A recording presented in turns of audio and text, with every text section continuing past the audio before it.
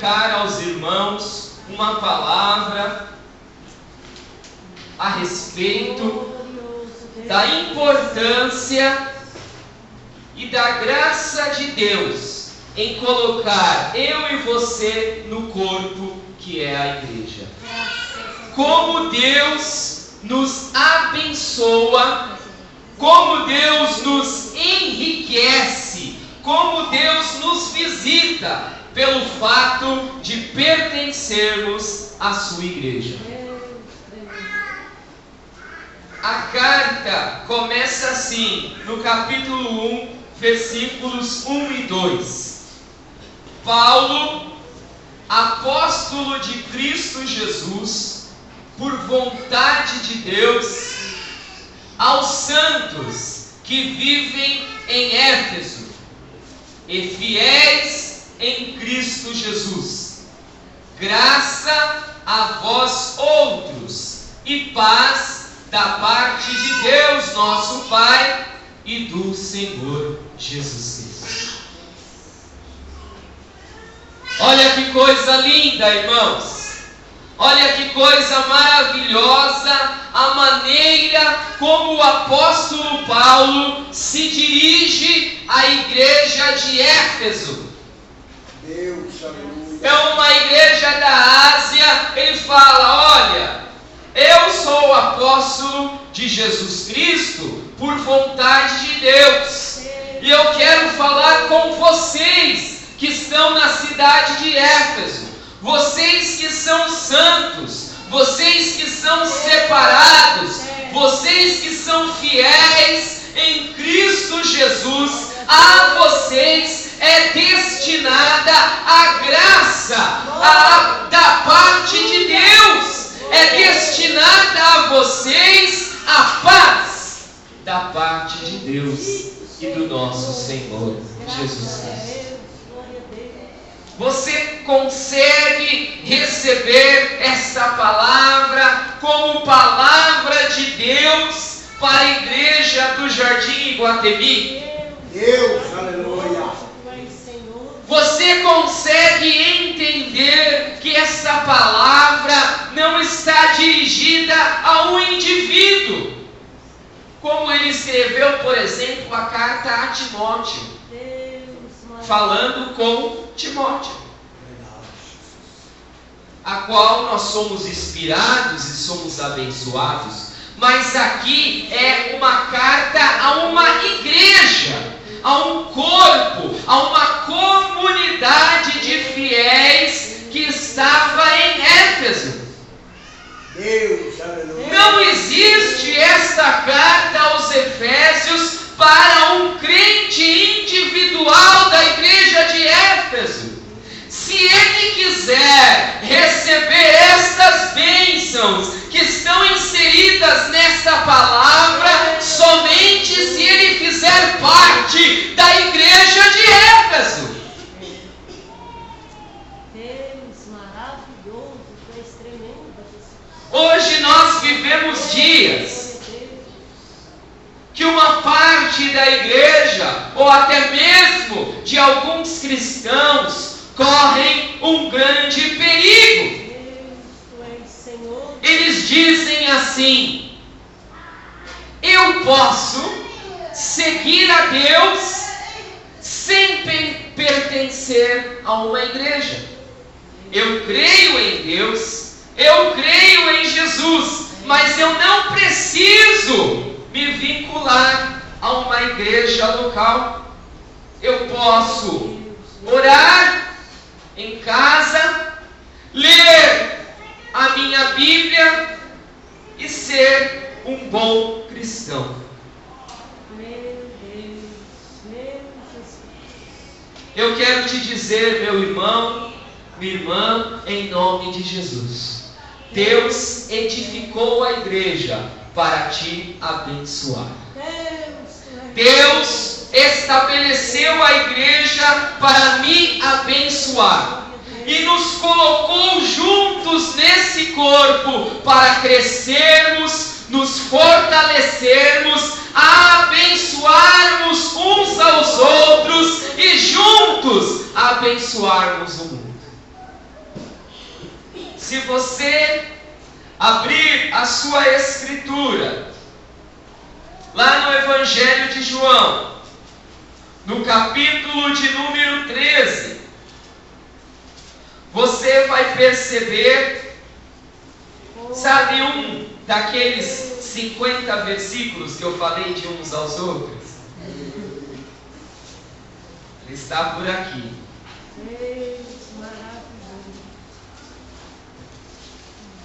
Vamos ver aqui. 13.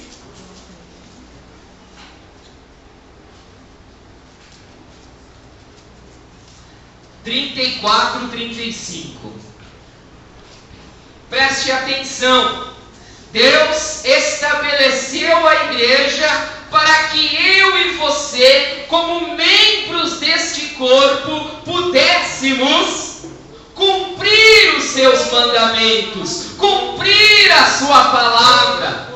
Ele edificou a igreja e as portas do inferno não podem prevalecer contra a igreja. As portas do inferno não podem prevalecer contra um corpo unido de fiéis, de cristãos que se amam, que se ajudam e que caminham juntos. Olha o que diz essa palavra. Novo mandamento vos dou, que vos ameis uns aos outros, assim como eu vos amei, que também vos ameis uns aos outros. Isto conhecerão que todos sois meus discípulos, se tiverdes amor uns aos outros.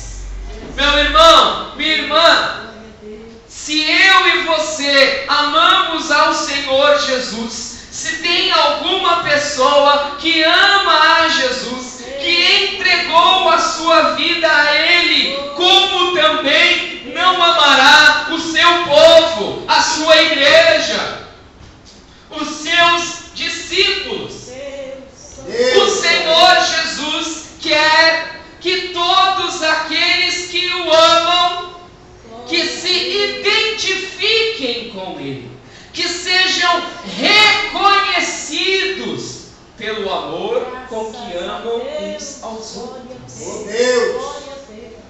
Olha que coisa, irmãos! Enquanto então nós temos crentes ou pessoas que se dizem crentes e não querem se identificar com a igreja, que não querem dizer que são cristãos, que não querem dizer que fazem parte de uma comunidade de fiéis, o Senhor Jesus, o dono da igreja, diz que os seus discípulos devem amar uns aos outros para que o mundo saiba que eles são seus discípulos.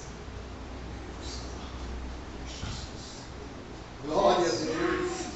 Jesus criou a igreja para que eu e você entrássemos nela e o mundo soubesse que nós amamos a Jesus, que nós seguimos os seus mandamentos e que nós amamos uns aos outros. Quando eu não estou vinculado, quando eu não estou comprometido com um grupo local de discípulos, como eu posso ter essa identificação? Você percebe como é importante você fazer parte de uma igreja? Você vai saindo lá da sua casa com a sua Bíblia, com o seu carro, você vai pegar a condução, o vizinho já sabe, olha lá, está indo para a igreja. Se você não fizer esse movimento, se você ficar na sua casa, só assistindo televisão, ou indo trabalhar, ou saindo para o shopping, ou indo passear, e nunca fizesse um movimento de ir se encontrar com outros cristãos, você não daria esse testemunho. Jesus quer, Ele quer que as pessoas saibam que você é crente, irmão.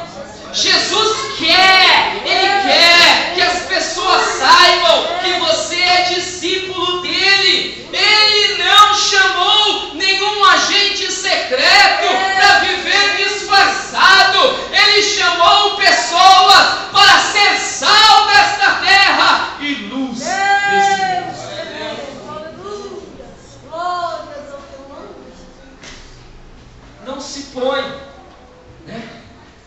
Não se põe o candeeiro debaixo da mesa, mas em cima, para que todos vejam a luz.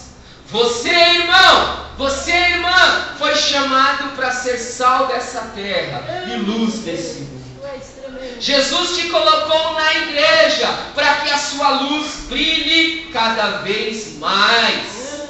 E esta é uma luz que depende uns dos outros.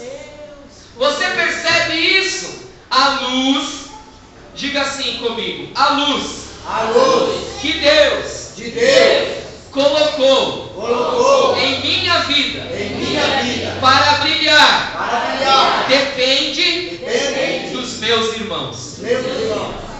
Isso é uma coisa séria, hein? A luz que Deus colocou na sua vida para brilhar depende dos seus irmãos. Esta luz não brilha sozinha. É Deus. E a figura do corpo, quando Paulo fala do corpo, explica isso. Então a primeira coisa que eu gostaria que o Espírito Santo gravasse no nosso coração é isso. Nós precisamos fugir desse perigo que é achar que podemos seguir a Deus sem estarmos comprometidos com a sua igreja, com a sua noiva, com a sua família, porque é quando estamos juntos que nós somos o corpo de Cristo. Você não é o corpo de Cristo quando está sozinho na sua casa. Você é o corpo de Cristo quando está junto com os seus irmãos. Glória a Deus. Amém? Quem pode dizer graças a Deus? Diga graças a Deus, irmão, porque é a sabedoria de Deus. Foi Ele que criou esse negócio. Foi Ele que inventou esse negócio. Foi Ele que teve essa ideia. Lá na eternidade, Ele teve uma ideia. Eu vou salvar um povo e vou colocar eles dentro da igreja.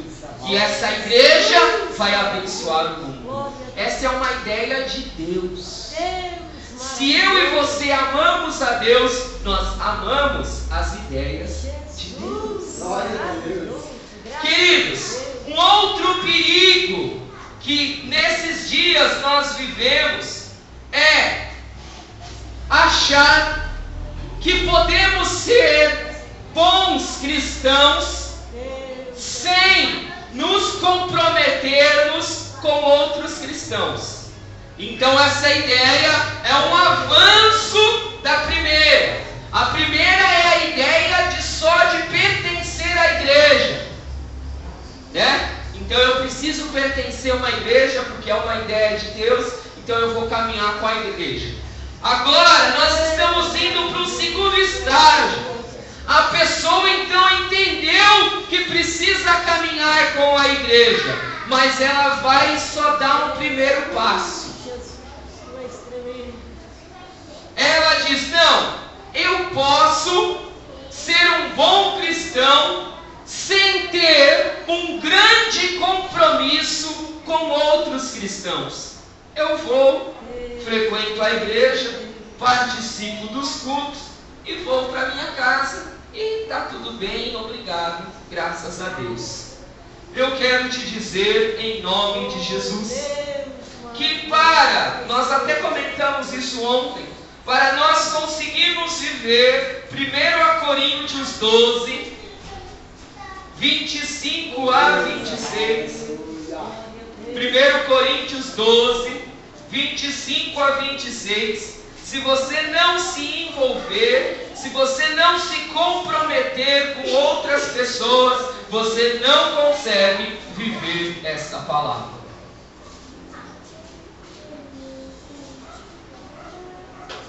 Meu irmão, minha irmã, preste atenção, porque são perigos que eu e você corremos. Perigos aos quais o Senhor Jesus edificou a sua igreja para você ser vencedor. Olha só, 1 Coríntios 12, 25. para que não haja divisão no corpo. Pelo contrário, cooperem os membros com igual cuidado em favor uns dos outros, de maneira que se um membro sofre, todos sofrem com ele, e se um deles é honrado, com ele todos se alegram. Vós sois o corpo de Cristo e individualmente membros desse corpo. Irmão, irmã, Oh Deus. na sabedoria e na graça de Deus, Ele criou a igreja para te abençoar. Ele criou a igreja para me abençoar. Para todos aqueles que entregaram a sua vida nas mãos de Jesus. Mas como que Ele nos abençoa? Ele nos abençoa através dos outros irmãos. Então, quando um membro sofre, todos sofrem com ele. Como dissemos ontem, como que eu vou compartilhar o sofrimento do meu irmão se eu nem sei que ele está sofrendo? Se eu nem estou comprometido com ele a ponto de saber o que está acontecendo na vida dele? Como que eu vou me alegrar com ele se eu não sei qual a bênção, a vitória que ele recebeu? Eu não consigo me alegrar com ele se eu não souber quais as bênçãos que ele recebeu. Vocês percebem, irmãos? Será que nós percebemos que para viver uma boa parte da palavra de Deus, nós precisamos estar ligados, nós precisamos estar hermanados, nós precisamos estar comprometidos, vinculados, unidos, caminhar juntos, irmãos. Essa não é uma ideia moderna, porque a ideia moderna é a ideia da individualidade. Cada um por si e Deus por ninguém lá fora. E aqui dentro, cada um por si e Deus para todos. Graças a Deus. Irmãos, não foi desta maneira que Deus te chamou das trevas para a luz. Não foi por esta razão que Jesus derramou o sangue precioso na cruz do Calvário. Não é por esse motivo que nós vamos participar do corpo e do sangue de Jesus. Jesus morreu na cruz do Calvário. Ele pagou um alto preço para que nós andássemos juntos. É Deus. Quem que é um pouco mais antigo, que não se lembra da canção, sei que foi pago um alto preço. Deus maravilhoso, benditas frutas. Sei que foi pago um alto preço para nós andarmos juntos, irmãos. Deus tremendo, Deus de amor. Deus não tem uma ideia individual de salvação, é uma ideia coletiva. Você está sendo salvo e está entrando na família de Deus. A família já existe. Todos os salvos, todos os lavados, todos os remidos. Eu não estou falando agora de placa, eu estou falando de todos os lavados e remidos no sangue do Cordeiro entram para a família de Deus. Agora esta família se reúne num determinado lugar. E aí é a igreja local, é a expressão visível dessa igreja universal e invisível, composta de todos os santos. Para eu e você cumprirmos 1 Coríntios 12, 26, ora, quando um membro sofre, todos sofrem com ele. Se um deles é honrado, com ele todos se alegram. Nós precisamos caminhar mais juntos. Deus, aleluia. irmãos. Poderoso é o teu nome, Nós precisamos avançar Filho de Deus. nessa ideia, como o presbítero falou, de comunhão, de unidade. É Deus. Vocês percebem? É uma nova etapa. Há aqueles que dizem que não precisam da igreja, mas aqueles que estão dentro da igreja e que acreditam que não precisam estar em comunhão com o irmão. Mas eu quero avançar para mais um perigo.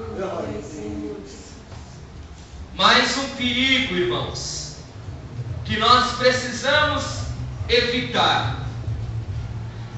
É o seguinte perigo: eu posso crescer na fé e me fortalecer sozinho, sem a ajuda de ninguém. Eu posso ler a palavra, eu posso estudar, eu tenho o Espírito Santo e não preciso que ninguém me ajude. É um perigo. É um perigo. Às vezes nós não percebemos isso, porque estamos na igreja já há bastante tempo. Então eu vou fazer uma distinção. Vou de trás para frente. Aqueles irmãos que são mais antigos, se espera deles que eles saibam preparar a sua própria comida, para eles mesmos comerem e alimentarem outros. Vou repetir. Aqueles irmãos que já são mais antigos de caminhada na igreja, diz as Escrituras que se espera que não sejam mais meninos, levados em roda por ventos de doutrina, mas que já sejam aptos para ensinar. Deus maravilhoso, Tu és Senhor Jesus. Mas e aqueles que estão chegando? Que as Escrituras chamam de bebês espirituais, de recém-nascidos. Se espera que eles então preparem a sua própria comida e se alimentem sozinhos? Ei, você mãe! Ei, você pai! Foi assim que você fez com seu filho? Deu a luz, você deixou ele lá no quarto e falou: se vira. Aqui tem no armário, você pode ir lá preparar a sua própria comida. Aqui nesse guarda-roupa tem roupa, você se troca, põe a roupa certa. Eu preciso resolver minhas coisas e você fica aí cuidando de si mesmo sozinho. É assim? Tem até uma lei, né? Abandono de incapaz. Você pode ser até preso se você fizer isso. Mas muitas vezes nós, como igreja, fazemos isso com os nossos bebês espirituais. A pessoa acabou de se converter, acabou de receber a Cristo, está começando a sua caminhada cristã e nós abandonamos ela sozinha para se virar. Se vira, irmão! Se vira, irmã! Dá seus pulos! Mas é um bebê espiritual, gente. Como que vai crescer e se virar sozinho?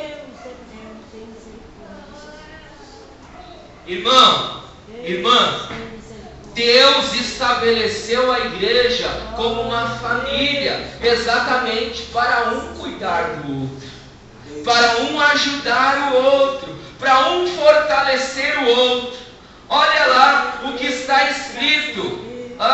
Vamos voltar para Efésios, agora no capítulo 4, quando ele fala dos dons e dos ministérios colocados sobre a igreja para a edificação do corpo, para preparar a igreja para o seu trabalho. Deus, aleluia. Ei, irmão, ei, irmã, Jesus colocou você na igreja para você crescer. Graças a Jesus preparou a igreja para você se fortalecer, para você se fortificar, para você dar frutos. Efésios 4, a partir do 11. Eu vou trocar aqui. Efésios 4, a partir do 11. Diz assim: Ele mesmo concedeu uns para apóstolos, outros para profetas, outros para evangelistas e outros para pastores e mestres. Olha o objetivo: com vistas ao aperfeiçoamento dos santos, para o desempenho do seu serviço, para a edificação do corpo de Cristo. Olha só, Deus estabeleceu diferentes dons e diferentes ministérios para abençoar as nossas vidas, a fim de que nós fôssemos aperfeiçoados e preparados para o trabalho que Ele deu para nós, que Ele vai dar para nós, que Ele quer que nós façamos. Vamos continuar essa leitura mais um pouco. Até que todos cheguemos à unidade da fé e do pleno conhecimento do Filho de Deus, à perfeita varonilidade, à medida da estatura da plenitude de Cristo, para que não mais sejamos como meninos, agitados de um lado para o outro e levados ao redor por todo o vento de doutrina, pela artimanha dos homens, pela astúcia com que induzem ao erro, mas, seguindo a verdade em amor, cresçamos em tudo naquele que é o cabeça, Cristo. Preste atenção agora. Vou deixar aqui, depois eu comento o 16. Ele quer que eu e você cresçamos em tudo. Para isso, Ele criou a igreja, porque Ele deu um dom para um dom para outro, um dom para outro, um dom para outro, um dom para outro. E aí, quando estes dons se reúnem na igreja, eu e você somos edificados. Graças a Deus, glória. A perfeição, a inteireza está o quê? No ajuntamento desses santos, na reunião dessas pessoas. Você já percebeu? Por exemplo, tem pessoas que têm na igreja facilidade de ensinar. Aí dá um estudo e tal. Mas se só tivesse isso, irmão, você depois de um mês ia ficar meio chateado. Você não ia aguentar de tanto estudo na igreja, mas ele é importante. Há irmãos que têm dom, que têm facilidade de pastorear, de ajuntar, de visitar, de conversar com as pessoas, ajuntando o rebanho. Mas olha, irmão, se só tivesse isso na igreja, só juntar as pessoas, ia também chegar uma hora que você ia falar, juntados para quê, né? Há irmãos que têm um chamado, que têm um dom de evangelizar, de ir atrás das pessoas e ficam chamando a nós e a igreja que nós precisamos ir atrás dos perdidos, que nós precisamos ir atrás das almas, que nós precisamos anunciar o evangelho. Bem, e eles são muito importantes, mas se só tivesse esses irmãos, não tinha nem igreja, né? Porque a gente só ia ficar lá do lado de fora. De igual forma, se esses irmãos não estiverem presentes, o que acontece é que nós só ficamos aqui do lado de dentro. Será que está faltando mais evangelista na igreja? Se a gente está só do lado de dentro, é que está faltando o dom de evangelismo. E aí vai os dons de ministério, os dons de cura, de oração, de libertação, todos são necessários e todos são importantes, mas ele sozinho, cada um desse dom sozinho, não faz a igreja funcionar bem. A igreja fica torta, a igreja fica pensa. A oração é importante, mas se só tiver oração, ó a igreja. A palavra é importante, mas se só tiver palavra. A comunhão é importante, mas só se tiver comunhão. E assim vai, nós vamos ficando tortos. Mas, na sabedoria de Deus, Ele criou a igreja. Ele planejou esse ajuntamento para que os santos pudessem se ajuntar e um abençoar ao outro. Deus, aleluia. E eu quero pegar esse versículo final e já emendar com o último ponto. E ele diz assim no 16: de quem todo o corpo bem ajustado, consolidado pelo auxílio de toda a junta, segundo a justa cooperação de cada parte, efetua o seu próprio aumento para a edificação de si mesmo em amor. Olha só esta frase: pela justa cooperação de cada parte. Irmão, irmã, preste atenção aqui. Você tem uma função no corpo de Cristo. Você tem uma função na igreja. Você tem um chamado de Deus na sua vida para ser exercido na igreja e através da igreja. Deus colocou um dom, Deus colocou um talento, Deus colocou um chamado sobre a sua vida. E é para ele ser exercido, é para ele ser executado, porque segundo esta palavra, somente quando todas as partes cooperam juntas, é que o corpo cresce em amor. Então, ei, você, se você não está fazendo a sua parte, eu quero te dizer uma coisa: ela está fazendo falta para a igreja. Deus amado. A sua parte faz falta para o bom andamento da igreja de Deus, porque Ele distribuiu dons e talentos a fim de que os santos cooperem juntamente. Aleluia. Tu és este Deus maravilhoso, Jesus. Queridos, é evidente que haveria muito mais coisas a serem ditas a esse respeito. A forma como Deus nos abençoa colocando-nos dentro da igreja. Eu comecei dizendo que só o fato de você vir participar da Santa Ceia, você já é abençoado. Que é uma forma de Deus te abençoar dentro da igreja. É você participar da Santa Ceia. E existem muitas formas de Deus te abençoar quando você está na igreja. Você está vinculado aos irmãos.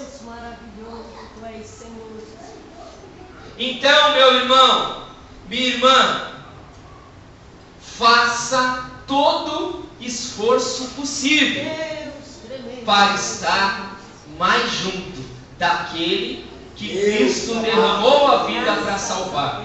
Colocou nesta pessoa dons, talentos, colocou o Espírito Santo nela. Sabe para quê? Para ela te ajudar. Sabe para quê? Para você ajudar ela.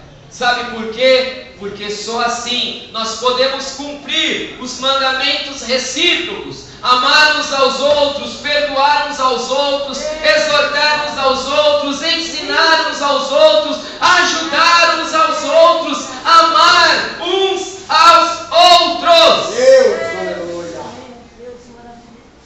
Quero já chamar os obreiros da ceia para vir aqui à frente. Glória a Deus.